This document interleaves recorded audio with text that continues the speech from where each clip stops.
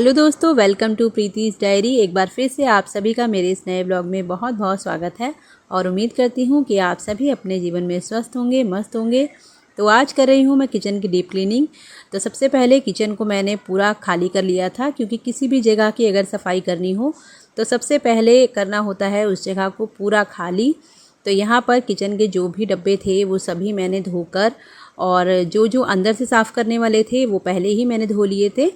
और अभी कुछ दिन पहले ही मैंने किचन साफ़ किया था, तो बहुत ज़्यादा गंदा तो नहीं था, लेकिन फिर भी क्योंकि मेरा नॉन मॉड्यूलर किचन है तो थोड़ा थोड़ा उस पर चिपचिपाहट डब्बों पर हो ही जाती है। तो ऊपर ऊपर से मैंने जो भी साफ़ करने थे वो सभी साफ़ करके और यहाँ टेबल पे लगा दिए हैं। तो डब्बे साफ़ करने के बाद किचन में जो भी ऊपर थोड़ी बहुत मिट्टी वगैरह दीवारों पर जमा हो जाती है वो मैंने झाड़ लिया था। और अभी मेरे जो जितने भी डब्बे थे वो मैंने सभी धोकर साफ़ करके रख दिए हैं। और जब भी किचन साफ़ करना हो ना, तो सबसे पहले ये अगर आप काम कर लेते हैं ना, तो आपका आधा काम तो समझिए हो ही गया है। तो यहाँ पर सारे जो भी डब्बे थे जो अंदर से धोने वाले थे वो पहले ही धो लिए थे और उसको मैंने फिल करके रख दिया है। और जो ऊपर से साफ़ करने वाले थे उनको सभी को मैंने साफ़ करके रख दिया है। और यहाँ पर आप देख सकते हैं ये जो प्लास्टिक शीट मैंने पहले बिछाई थी, तो आज मैं इसको चेंज करने वाली हूँ। वैसे तो ये ख़राब नहीं हुई है, लेकिन थोड़े थोड़े चेंजेस अगर किचन में करते रहो ना तो थोड़ा सा नयापन सा आ जाता है। तो इसीलिए यहाँ पर मैं आज दूसरी वाली शीट बिछाने वाली हूँ। तो बस वो जो थी वो मैंने सब झाड़ के साफ़ करके रख दिया है। और उसके बाद ये जो डब्बे थे इन पे थोड़ा थोड़ा कहीं कहीं पे पानी वगैरह रह गया था, तो उसको भी मैं एक अच्छे सूखे कपड़े से साफ़ कर दूँगी, ताकि इस पर ना बिल्कुल भी निशान नहीं रह जाए। और अगर आपका मॉड्यूलर किचन होता है ना, तब तो ये डब्बे ज़्यादा गंदे नहीं होते हैं। लेकिन अगर मेरी तरह आपका भी नॉन मॉड्यूलर किचन है ना, तो फिर ये जो है ना सफाई हर 15 दिन में या 1 महीने के बाद तो करनी ही पड़ती है।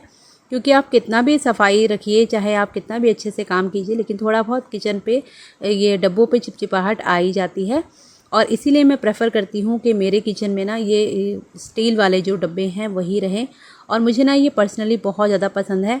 जब भी आप इनको अच्छे से धोते हैं ना, तो एकदम से इसमें शाइन आ जाती है और एकदम नए जैसे डब्बे हो जाते हैं। तो यहाँ पर आप देख सकते हैं कि कुछ प्लास्टिक के डब्बे जो हैं वो भी मेरे पास हैं। तो अभी तो फ़िलहाल मैं इनको यूज़ में ले रही हूँ और देखती हूँ थोड़े दिन के बाद इनको चेंज कर दूँगी। तो सारे डब्बे जो थे उनको मैं अच्छे से साफ़ करके रख लूँगी और उसके बाद आगे का काम जो है किचन का वो शुरू होगा।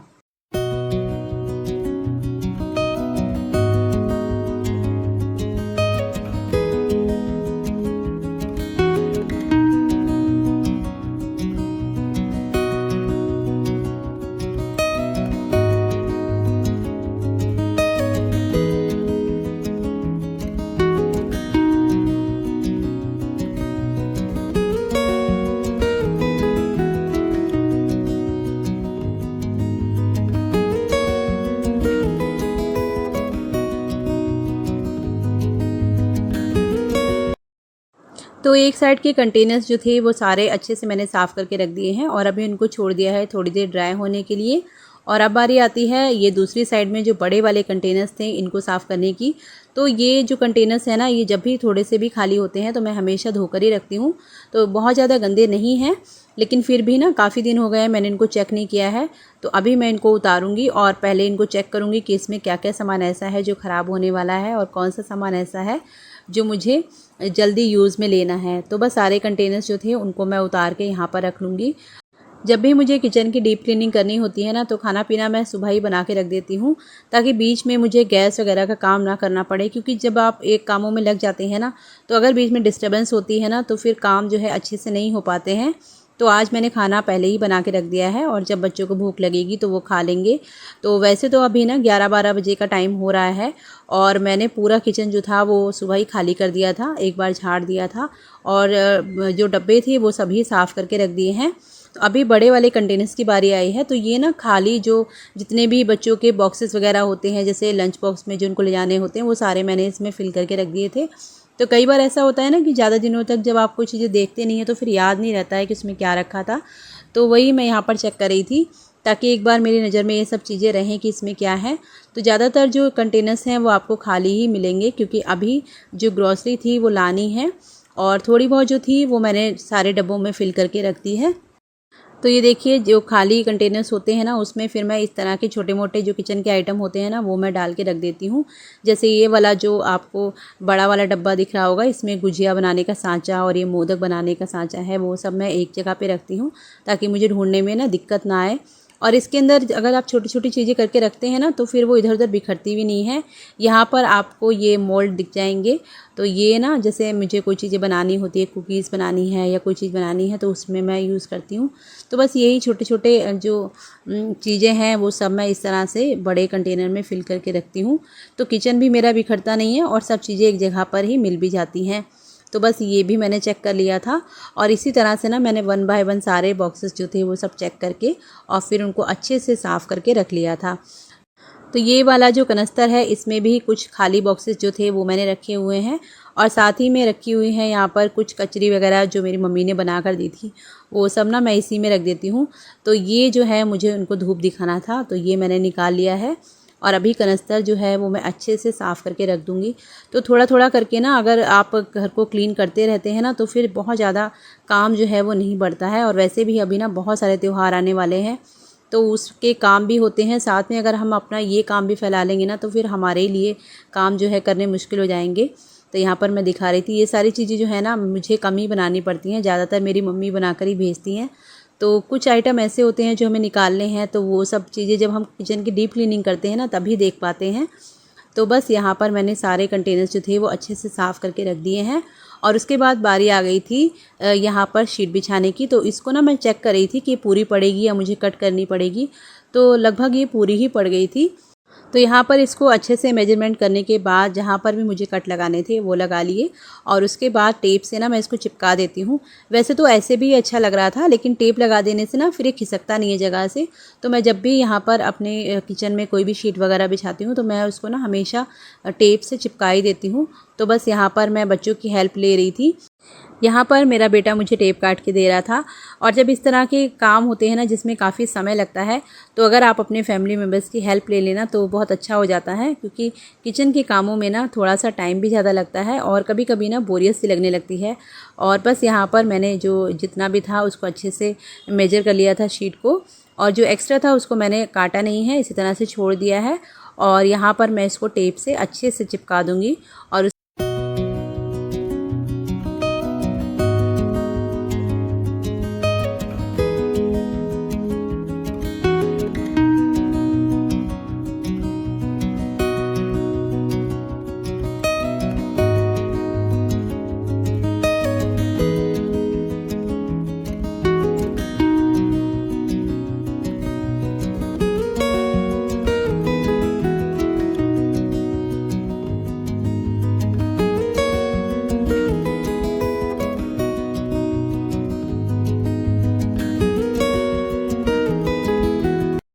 किचन में आप जब भी डीप क्लीनिंग करिए तो थोड़ा सा प्लानिंग करके अगर आप करेंगे ना, तो ये काम जो है थोड़े से इजी हो जाते हैं। जैसे कंटेनर्स जो थे वो मैंने पहले ही सारे धो के रख लिए थे, तो जितनी देर में मैंने ये शीट चेंज की है तब तक ये अच्छे से ड्राई हो गए हैं। और सारे कंटेनर्स को मैंने एक बार से फिल कर दिया है। जो भी उसमें चीज़ें मुझे भरनी थी वो सारी मैंने भर के रख दी है। और अभी मैं इसके ऊपर लगा रही हूँ ये चिट्स। तो ये ना आप घर पे भी बना सकते हैं और मार्केट में भी आपको ये मिल जाती हैं। तो बस यहाँ पर लगाने के बाद में इसके ऊपर मैं जो भी आइटम इसमें रखे थे उन सब के नाम लिख दूँगी, तो थोड़ा सा ना ईजी हो जाता है, आपको ढूंढना नहीं पड़ता है।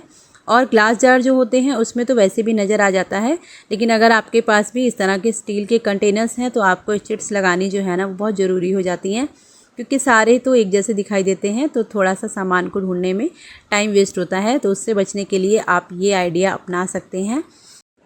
किचन में जब भी आपका कोई भी कंटेनर खाली हो तो आप उसको ना अच्छे से वॉश करके रख लीजिए, ताकि नेक्स्ट टाइम आपको ना उसको फिर से खाली करके डबल मेहनत ना करनी पड़े। और मैं तो ये आदत जो है बहुत सालों से अपना रही हूँ। जैसे भी मेरा कोई डब्बा खाली होता है वैसे मैं उसको अच्छे से धोकर ही रखती हूँ, तो मेरा किचन बहुत ज़्यादा कभी गंदा नहीं होता है। वैसे तो सभी डिब्बों पर मेरे चिट्स लगी हुई थी, लेकिन जिन पर निकल गई थी तो उनको मैंने अच्छे से लगा दिया है। और सारे डब्बे जो हैं वो अच्छे से ड्राई हो गए हैं। तो शीट मैंने यहाँ पर बिछा दी थी, तो अभी बारी आती है इनको उनकी जगह पर सेट करने की। तो चलिए पहले लगा लेती हूँ, उसके बाद दिखाती हूँ कि अभी मेरा किचन कैसा दिखाई दे रहा है।